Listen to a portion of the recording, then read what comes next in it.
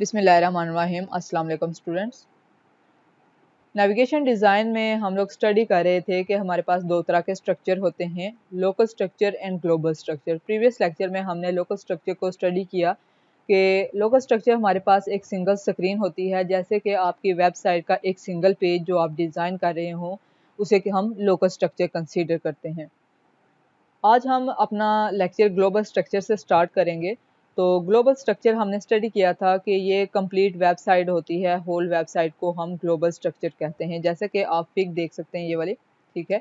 इसमें आपको एक सिस्टम के लिए एक वेबसाइट का फ्लो बताया जा रहा है कि द सिस्टम मतलब कोई भी आपके पास एक वेबसाइट है, उसके होम पेज पे आपके पास ये 3 पेजेस हैं, messages, management and info and help. तो अगर आपने इन्फो एंड हेल्प के पेज पे जाना है, वहाँ पे मूव करना है, तो आपने होम पेज से यहाँ पे आप मूव करेंगे, ठीक है।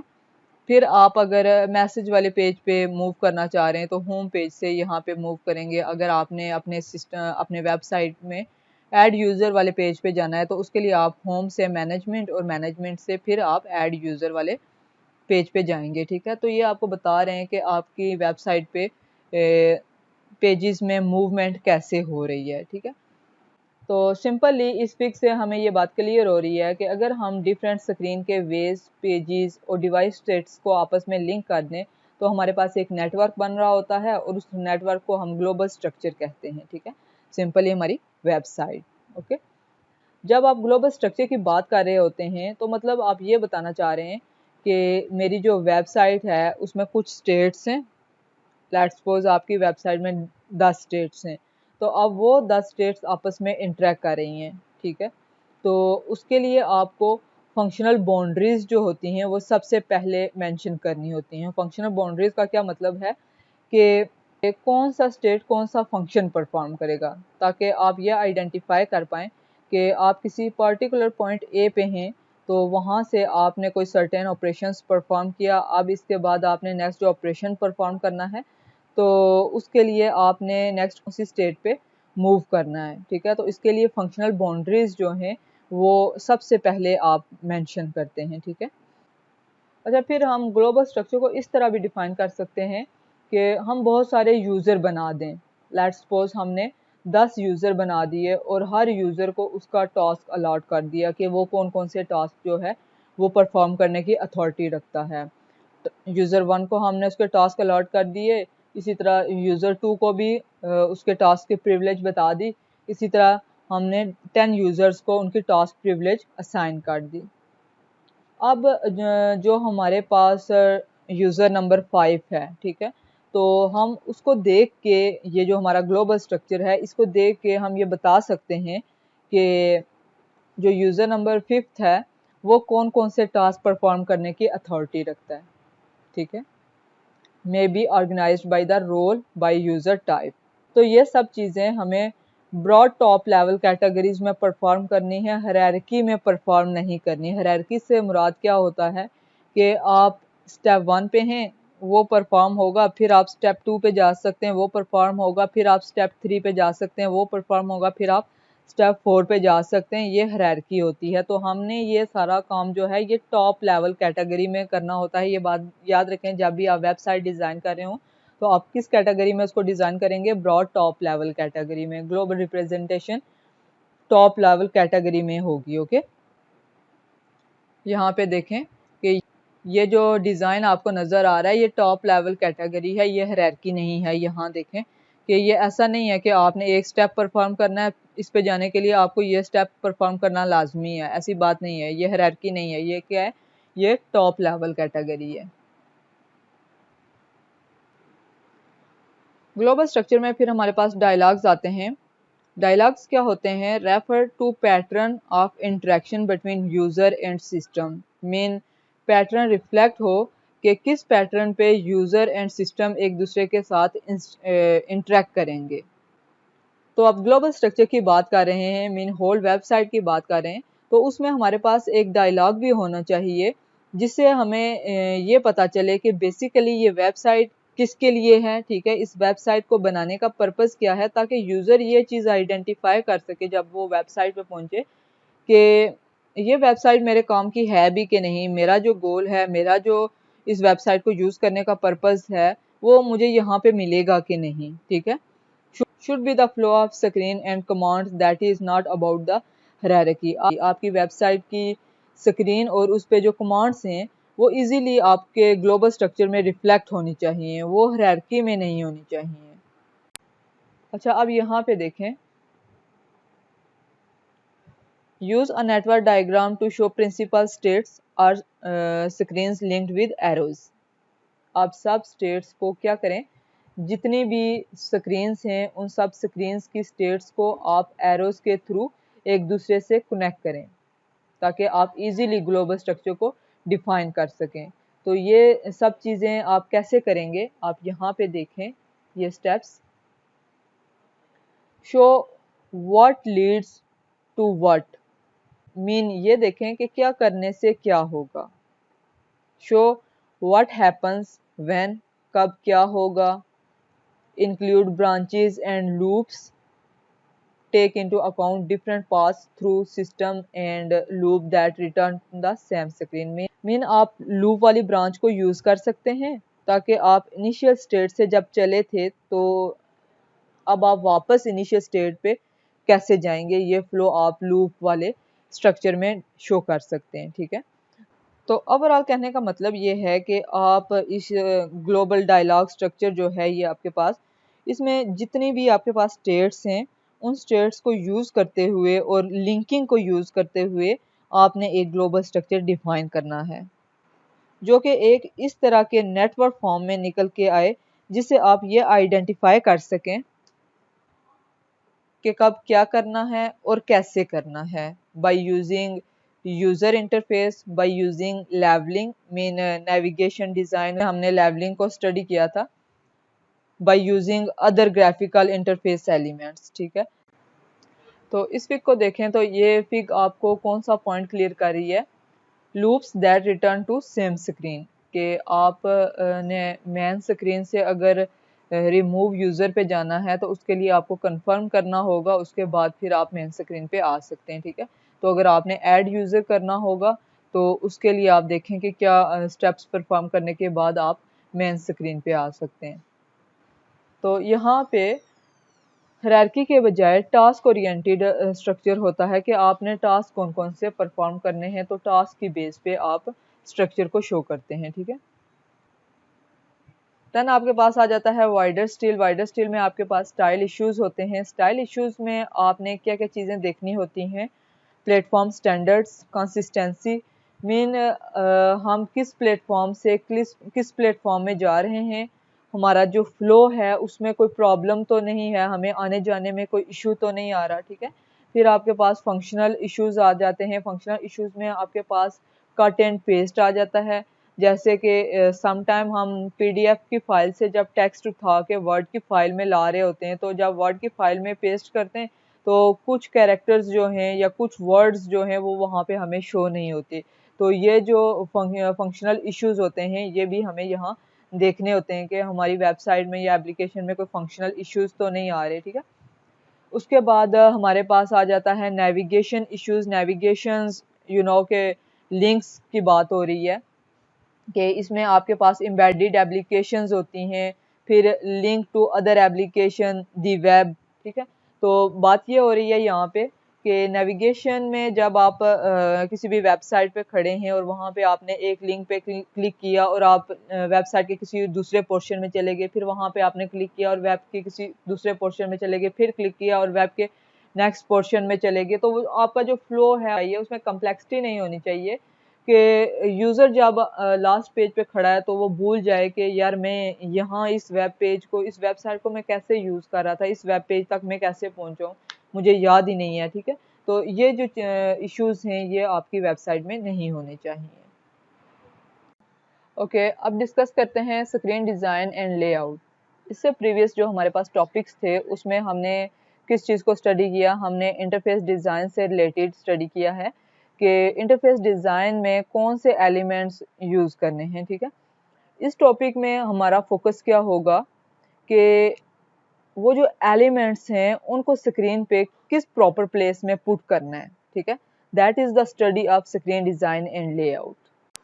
तो इसके लिए आप यहाँ पे देखें, यहाँ पे जो पॉइंट है, involving some of the psychological aspects of graphical design, ये पूरे इस टॉपिक को कवर कर रहा है कि ग्राफिकल डिज़ाइन में साइकोलॉजिकल एस्पेक्ट्स माइंड में रखते हैं, हम उन पे फोकस करते हैं। तो कौन कौन से साइकोलॉजिकल एस्पेक्ट्स हैं जिनको हम जहन में रखते हैं? Ask, think and design. Ask में आपके पास क्या आता है? What is user doing. Ask में आपने यूज़र से ये क्वेश्चन करना होता है, what is the user doing, कि आपने यूज़र से ये क्वेश्चन क्लियर करना होता है कि भाई तुम क्या करना चाह रहे हो, ठीक है। फिर आपके पास जो सेकंड पॉइंट आ जाता है, थिंक। तो आप अपने थिंकिंग प्रोसेस को यूज़ करते हुए आप ये चीज़ें देखते हैं कि ठीक है, अब मेरे पास सारी इन्फॉर्मेशन आ गई है, मैंने डिज़ाइन में इन एलिमेंट्स को किस तरह एडजस्ट करना है, मैंने डिज़ाइन को किस तरह अट्रैक्टिव बनाना है, मैंने डिज़ाइन में क्या चीज़ें देखनी है कि यूज़र को कोई मेरी जो साइट है, मेरा जो डिज़ाइन है, उसको यूज़ करते हुए यूज़र को कोई कॉम्प्लेक्सिटीज़ ना आए, यूज़र को कोई प्रॉब्लम्स ना आए। तो ये सारी चीज़ें आप ज़हन में रखते हुए थिंकिंग एनालिसिस करते हैं, ठीक है। फिर आपके पास डिज़ाइन आ जाता है। जब ये सारा फ्लो आप क्लियर कर लेते हैं तो आप अपना डिज़ाइन स्टार्ट कर देते हैं। अच्छा, टूल्स फॉर लेआउट पे जाने से पहले मैं यहाँ पे एक एग्जांपल कोड कर दूँ कि जब भी आप शॉपिंग करते हैं तो आपके पास जो बिल रिसिप्ट आती है, ठीक है, तो कभी आप गौर करें कि वहाँ पे आपके पास उस रिसिप्ट का लेआउट किस तरह का होता है, कि कौन सी शॉप से आपने आइटम्स लिए हैं, ठीक है, उसका जो भी प्रोप्राइटर होता है उसका नाम होता है, वहाँ पे उसका एड्रेस लास्ट पे आपको देखेंगे लिखा हुआ होता है, ठीक है। फिर आपके जो आइटम्स हैं जो आपने वहाँ से लिए हैं, उन आइटम्स की नेमिंग होती है, ठीक है, उनकी लिस्ट बनी होती है और फिर लास्ट पे टोटल लिखा होता है, ठीक है। तो ये होता है कि डिज़ाइन के आपने डिज़ाइन किस तरह प्लेस करना है, आपका जो सॉफ्टवेयर है उसका डिज़ाइन जो है वो किस तरह से होना चाहिए। इसी तरह अगर आप देखें डिस्चार्ज रिसिप्ट देखें, किसी भी हॉस्पिटल की डिस्चार्ज रिसिप्ट, अगर वहाँ पे आप 1 वीक रहे हैं, ठीक है, तो आपने उनकी कौन-कौन सी सर्विसेज को यूटिलाइज़ किया है, ठीक है। उसके बाद आपने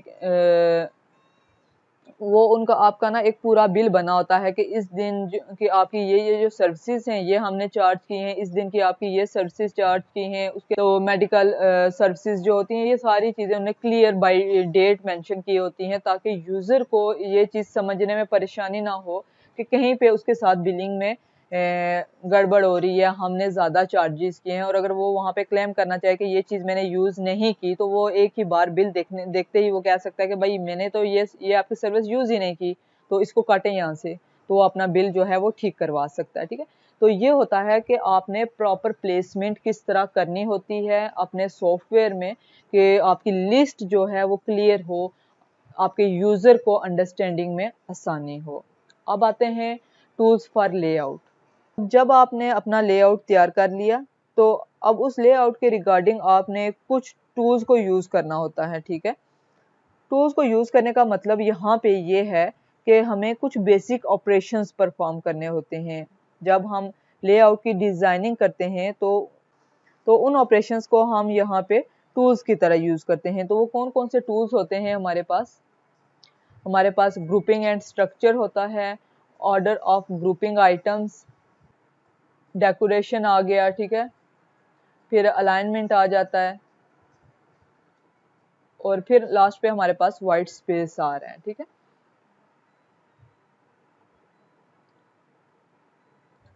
तो उन सब ऑपरेशंस को डिस्कस करने से पहले एक पॉइंट मैं यहाँ पे आपको क्लियर कर देता हूँ कि ये जो वर्ड मैं टूल यूज़ कर रहा हूँ यहाँ पे, ये कोई सॉफ्टवेयर टूल नहीं है। बेसिकली लेआउट को सेट करने के लिए हमें किन किन चीज़ों पे फोकस करना है, विच पॉइंट्स वी विल यूज, ठीक है, उसे हम यहाँ पे टूल कह रहे हैं। अच्छा, फर्स्ट टूल को डिस्कस करते हैं, ग्रुपिंग एंड स्ट्रक्चर। तो ग्रुपिंग में हम क्या करते हैं, जो आइटम्स एक डोमेन से रिलेट कर रहे होते हैं उन सबको एक ग्रुप में एडजस्ट कर देते हैं और दूसरी डोमेन में जो सेम टेस्ट के आइटम होते हैं उन्हें एडजस्ट कर देते हैं। इसी तरह हम अपने डिज़ाइन में ग्रुप्स बना लेते हैं। तो सबसे पहले तो हमें ये चीज़ डिसाइड करनी होती है कि कौन सा आइटम जो है ये कौन से ग्रुप से रिलेट कर रहा है। फिर उसे हम जो है उस ग्रुप में एडजस्ट कर। तो ये क्या बात हो रही है, अगर आप यहाँ पे फर्स्ट लाइन देखें, if things logically belong together then we should normally physically group them together. तो इसमें आपके पास मल्टीपल लेवल ऑफ स्ट्रक्चर आ जाते हैं। तो यहाँ एग्जांपल में अगर आप देखें, आपके पास एक कुछ इन्फॉर्मेशन है, तो जब भी आप अपने डिज़ाइन में कुछ इन्फॉर्मेशन पुट कर रहे होते हैं तो ये हमेशा याद रखें, जो बहुत इंपॉर्टेंट इन्फॉर्मेशन होती है उसे आप हमेशा टॉप पे प्लेस करते हैं, और फिर जो लेस इंपॉर्टेंट इन्फॉर्मेशन होती है उसे आप अदर प्लेसेस में लाइक बॉटम में आप प्लेस कर देते। ओके, फिर यहाँ पे ये आप एग्जांपल देखें, ये बिलिंग एंड डिलीवरिंग सिस्टम के लिए एक लेआउट तैयार किया गया है कि हमने कहा कि जो भी हमारे सिस्टम में इंफॉर्मेशन इंपॉर्टेंट होती है उसे हम हमेशा लेआउट के टॉप पे एडजस्ट करते हैं। तो यहाँ पे आप देखें, billing detail and delivery detail को टॉप में एडजस्ट किया गया। देन आपके पास ऑर्डर आ रहा है, ठीक है, सेकंड ग्रुप जो है, दो ग्रुप हैं आपके पास, ऑर्डर एंड ऑर्डर इंफॉर्मेशन। तो ऑर्डर इंफॉर्मेशन में आपने ऑर्डर को इनलाइन कर दिया। अब अगर इस चीज़ को मैं आपको बिल की शक्ल में दिखाऊं तो यहाँ पे आप देखें, आपके पास पहला जो ग्रुप है उसमें बिलिंग डिटेल और फिर डिलीवरी डिटेल आ रही है, ठीक है। तो यहाँ आप देख लें कि आपने क्या क्या चीज़ें यहाँ इनलाइन की हुई हैं। फिर ऑर्डर डिटेल में आपके पास आइटम्स क्या क्या हैं, आइटम्स यहाँ पे आपके पास आ जाएंगे, उनकी क्वांटिटी कितनी है, मार्जिन कास्ट क्या है और टोटल कास्ट क्या है। इस तरह से आप इसका लेआउट तैयार करेंगे। तो लेआउट तैयार करने के लिए आपका पहला फोकस क्या होता है, इंफॉर्मेशन अरेंजमेंट। आपको इंफॉर्मेशन को ग्रुप्स में डालना होता है। फिर आपने नेक्स्ट स्टेप क्या करना होता है, ग्रुप्स की अलाइनमेंट करनी होती है। जो आपके पास ग्रुप है जिसमें आपकी मोस्ट इंपॉर्टेंट इंफॉर्मेशन आ रही है उसे आपने लेआउट के टॉप पे एडजस्ट करना है। इसी तरह सेकंड, जिस ग्रुप में आपके पास इंपॉर्टेंट इंफॉर्मेशन आ रही है, मीन इंफॉर्मेशन की प्रायोरिटी के हिसाब से आप ग्रुप्स को अलाइन करेंगे, उनको ऑर्डर देंगे। नेक्स्ट टूल हमारे पास आ रहा है order of groups and items. तो फर्स्ट टूल में हमने ये बात डिस्कस की कि जो भी इंफॉर्मेशन होती है हम उसे ग्रुप्स में एडजस्ट करते हैं, और फिर लेआउट में हम उसे कैसे एडजस्ट करते हैं कि on the base of information priority.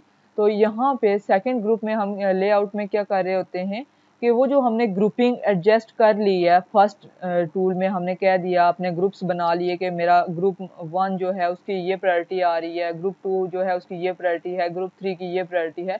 तो यहाँ पे हमने ये एनालाइज करना होता है कि ये जो हमने ग्रुपिंग ऑर्डर बनाया है, ये ग्रुपिंग ऑर्डर हमारा ठीक है कि नहीं। That is order of groupings and items.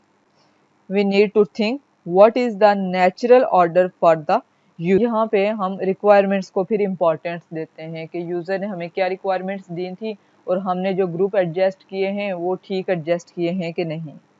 तो ये जो लास्ट पॉइंट है यहाँ पे देखें, यहाँ पे आपको एक इम्पॉर्टेंट मैसेज दिया जा रहा है कि आपके लेआउट का जो डिज़ाइन है उसमें जो इंफॉर्मेशन बहुत मैंडेटरी है, ठीक है, वो फिल करना ज़रूरी है यूज़र के लिए। जैसे कि आप पेमेंट करें और वहाँ पे क्रेडिट कार्ड नंबर डालना बहुत ज़रूरी है, और यूज़र जो है वो क्रेडिट कार्ड नंबर इंटर ना करे, तो उसके लिए आपको उस इंफॉर्मेशन को लेआउट में इस तरह से एडजस्ट करना होता है कि यूज़र जैसे ही वो लेआउट उस को देखे, उसकी नज़र पड़े, तो उसे पता चल जाए कि ये जो इंफॉर्मेशन है ये इम्पोर्टेंट है, ये मैंने लाजमी फिल करनी है। आपका लेआउट इस तरह का होना चाहिए। आपकी जो इम्पोर्टेंट इंफॉर्मेशन है वो या तो आपका कलर की वजह से उसे नज़र नहीं आ रहा कि ये इम्पोर्टेंट थी, मैंने फिल करनी थी, या कहीं पे कॉर्नर पे आपने उसे एडजस्ट कर दिया, आपको लग रहा था कि यहाँ यहाँ पे ये अच्छा लग रहा है, मुझे यहाँ पे इसे एडजस्ट करना चाहिए, लेकिन यूज़र की नज़र में वो नहीं आ रही इम्पोर्टेंट इन्फॉर्मेशन। तो आपको हमेशा अपना लेआउट जो है वो इस तरह से रखना होता है, जो भी आपकी इम्पोर्टेंट इंफॉर्मेशन है, इम्पोर्टेंट कॉलम्स हैं, वो इन फ्रंट ऑफ यूज़र होने चाहिए। अब जो थर्ड टूल आपके पास आ रहा है that is decoration. First tool में हमने क्या किया, ग्रुपिंग कर ली। सेकंड टूल में हमने क्या किया, ऑर्डरिंग को एनालाइज करके उसे कंफर्म कर लिया। अब थर्ड टूल में हमने क्या करना है कि डेकोरेशन करनी है। वो जो इंफॉर्मेशन हमने ग्रुपिंग की, ऑर्डर की, उसको एनालाइज डेकोरेट करना बहुत ज़रूरी होता है। डेकोरेशन क्यों ज़रूरी होती है, ताकि यूज़र जो है वो इजीली इंफॉर्मेशन को एक्सट्रैक्ट कर सके। जैसे कि अगर मैं यहाँ पे आपको एग्जांपल दूँ, तो आप किसी भी क्लास की अगर रिजल्ट शीट की एक्सेल फाइल देखें, तो वहाँ पे जो स्टूडेंट्स फेल होते हैं उन्हें रेड कलर में मार्क किया होता है।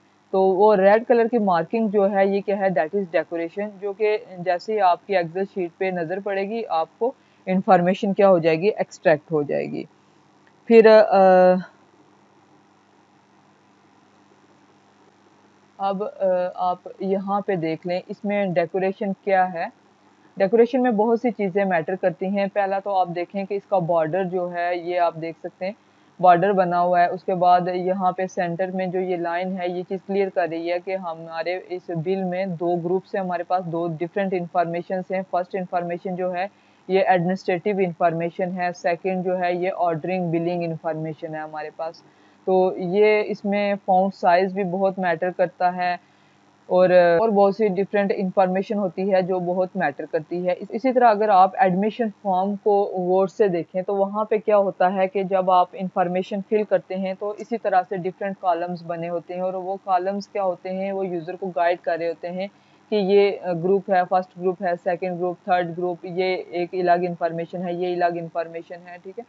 फिर उससे हटके अगर आप देखें बिलिंग, जब आप कोई भी बिल जमा करवाते हैं तो वहाँ पे एक सीजर की बनी होती है, डिज़ाइन सा बना होता है, वो ये बता रहा होता है कि ये आपसे रेलिवेंट नहीं है, ये जो है ये बैंक वालों से रेलिवेंट है, वो इसको कट कर लेंगे।